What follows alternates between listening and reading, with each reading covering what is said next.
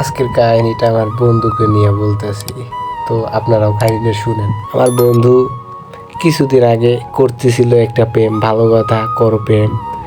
এখন বন্ধু মনে করো যে বন্ধুর ভাই আছে 3জন বন্ধুরা। এখন বন্ধুর বড় ভাইরে দিবে বিয়া, আর তারপরে তো বন্ধুর বিয়া হবে। বন্ধু হচ্ছে মাঝে ভাই।